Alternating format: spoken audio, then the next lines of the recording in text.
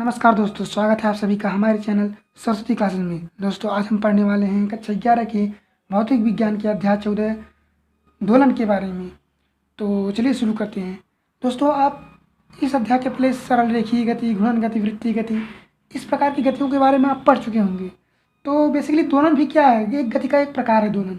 ठीक है, तो दोलन को समझने से पहले आपको आवर्ती गति और अनावर्ती गति के बारे में समझ लेना आवश्यक है। तो पहले इसको देख लेते हैं।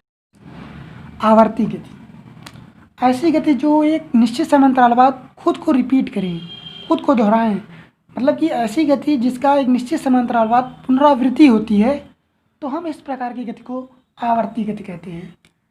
एग्जाम्पल के लिए, उदाहरण के लिए, सूर्य के चारों तरफ ग्रहों की गति। ठीक है, तो एक प्रकार की एक आवर्ती गति है। कैसे? मान लेते हैं भाई पृथ्वी को लेते हैं, पृथ्वी को ही लेते हैं।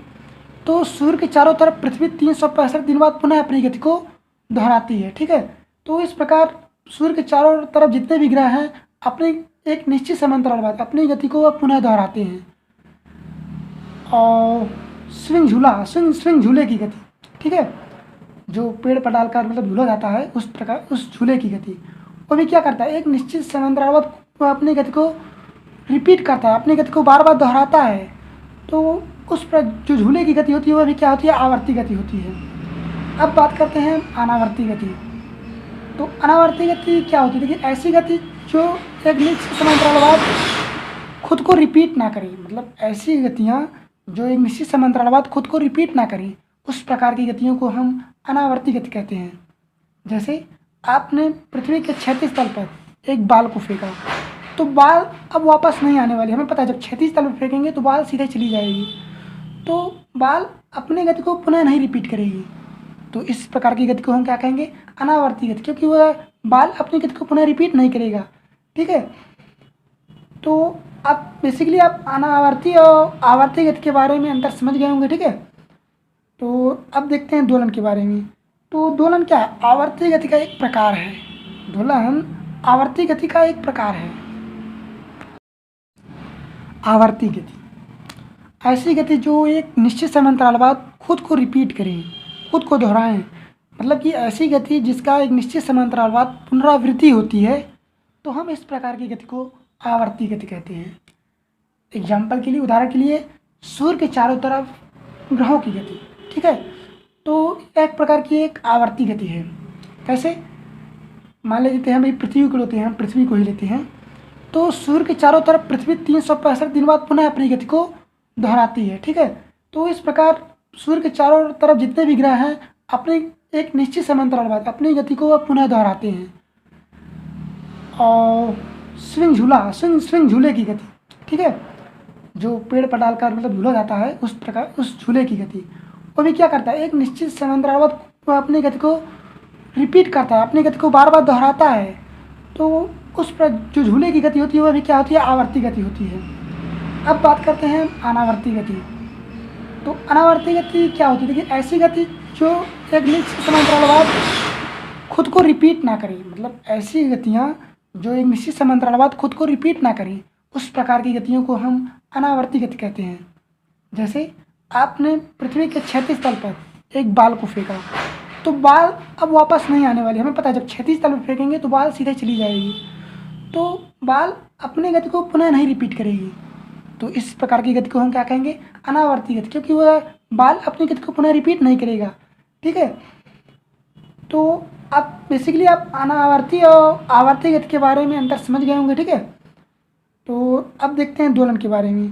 तो दोलन क्या है? आवर्ती गति का एक प्रकार है। दोलन आवर्ती गति का एक प्रकार है।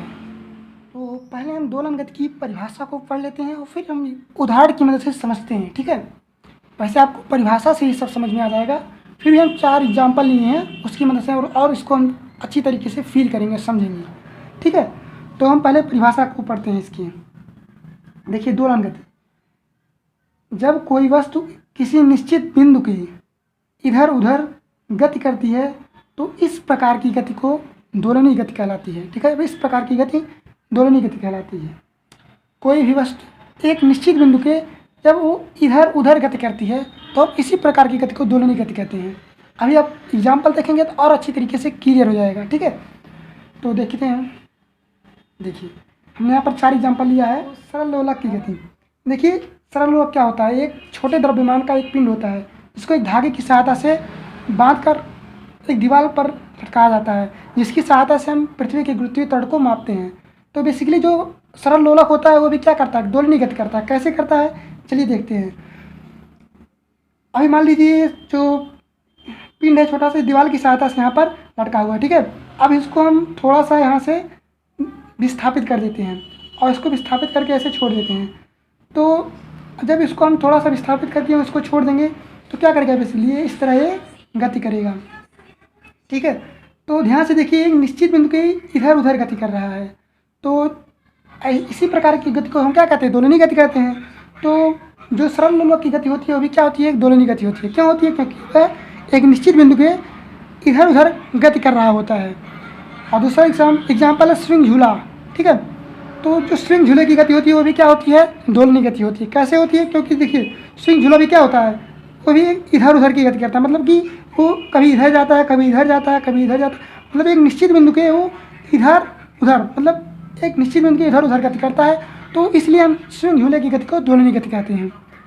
अब पानी में स्थित किसी नाव की गति, पानी में कोई नाव स्थित है तो आप जब नाव को ध्यान से देखेंगे तो कभी नाव पानी के ऊपर जाएगी, फिर नीचे आएगी, फिर ऊपर जाएगी, फिर नीचे आएगी।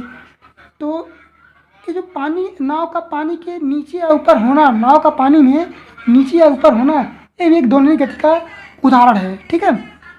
सितार के जो तार होता है उसकी गति, जो सितार का तार होती है वो भी क्या करती है, दोलनी गति करती है। क्यों करती है, हम मान लीजिए सितार के तार को थोड़ा हल्का से ऐसे खींच कर छोड़ दे तो भी क्या करेगी, एक निश्चित बिंदु के बहुत ही तेज़ी से गति करेगी, ठीक है। तो जो सितार का जो तार होता है वो भी क्या करती है, दोलनी गति करती है, ठीक। इस प्रकार ढेर सारे उदाहरण हमारे प्रकृति में मिलते हैं। तो वीडियो देखने के लिए धन्यवाद। मिलते हैं हम आपसे अगले वीडियो में। खुश रहें, पढ़ाई करते रहें। धन्यवाद।